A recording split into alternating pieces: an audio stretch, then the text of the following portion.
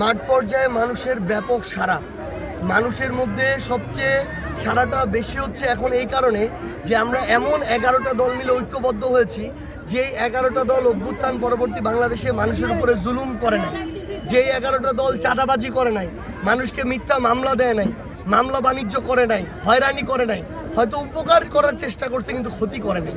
এই জায়গা থেকে মানুষরা আশান্বিত হচ্ছে এবং মানুষ খালি একটা কথা বলতেছে যে ভাই আমরা এখন খালি একটু হয়তো চুপচাপ আছি, কিন্তু ভোটের দিন আপনারা ওই ব্যালটের বিপ্লব দেখতে পাবেন ইনশাআল্লাহ। আমরা সকল জুলুমের আমাদের যে উত্তর, এই উত্তর আমরা ব্যালটে দিব ইনশাআল্লাহ।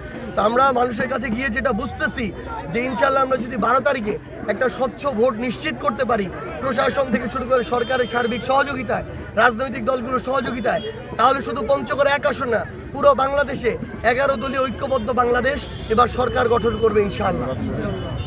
আমাদের পঞ্চগড়ে এক আসনে বিএনপির প্রার্থী যদি এটা বলে থাকে যে সহযোগিতা করতেছে, তাহলে তারা নিজেদের দোষ ঢাকার জন্য ব্লেম দিয়েছে। এটা হচ্ছে ব্লেম গেম আর কি, এটা করে নিজেদের দোষ ঢাকা যায়। পুরো পঞ্চগড় জেলায় তারা যেই মাপে ফেস্টুনগুলো লাগিয়েছে, মাপ দেওয়া হচ্ছে 1.5 ফিট বাই 2 ফিট, পুরো পঞ্চগড় জেলা তারা 5 ফিট 10 ফিট 7 ফিটের ফেস্টুন লাগিয়েছে এবং তারা প্রশাসনকে বিন্দুমাত্র তোয়াক্কা করে নাই। প্রশাসন বলেছিল যেদিনের মধ্যে এগুলো নামিয়ে ফেলার জন্য, তারা এখন পর্যন্ত নামে নাই, তারা প্রশাসনকে তোয়াক্কা করছে না। আমরা এই প্রশাসনকেও বলতে চাই, আপনারা যদি সকল রাজনৈতিক দলের সাথে আপনাদের ওই গার্ডস না দেখাইতে পারেন, আপনারা যদি নিয়ম নীতি না বানাইতে পারেন, তাহলে আপনারা আপনাদের পথ ছেড়ে দেন। একদম স্পষ্ট করে বলি, আপনাদেরকে নীতির মধ্যে আমাদেরকে যদি কোনো সমস্যা থাকে আপনারা বলেন, আমরা সংশোধন করে দেবো সাথে সাথে, কিন্তু অন্য কেউ যদি না করে তার বিরুদ্ধে ব্যবস্থা নিতে হবে। এই ব্যবস্থা নেওয়ার যদি সাহস আপনি দেখাইতে না পারেন, তাহলে অভ্যুত্থান পরবর্তী বাংলাদেশে প্রশাসনের কোনো জায়গায় আপনার থাকার কোনো অধিকার নেই।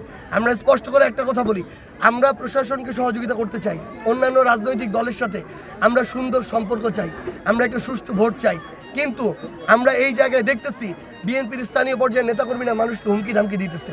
সনাতন ধর্মাবলম্বী যারা আছে তাদেরকে হুমকি ধামকি দিতেছে। তারা বলতেছে যে নির্বাচনে যদি ভোটটা না দেয়, নির্বাচনের পর তাদেরকে দেখে নিবে। তারা বলতেছে নির্বাচনের পরে যারা ব্যবসায়ী কিভাবে দোকান খুলে আমরা দেখে নিব। তারা তাদের জায়গা থেকে বলতেছে যে এই জোট তো সরকার গঠন করতে পারবে না, সরকার তো আমরাই গঠন করব, তারপরে দেখব তোমরা কিভাবে বাসায় থাকো। যারা এই কথাগুলো বলতে পারে, আমরা মনে করি তারা অলরেডি স্বৈরাচারের চরিত্র প্রকাশ করা শুরু করে দিছে। যারা এই কাজ করতেছে আমি তাদেরকে সাবধান করে এটুকু বলতে চাই, যত দ্রুত যাদের পাখনা গজায় তত দ্রুত তাদের পাখনা ভেঙে যায়।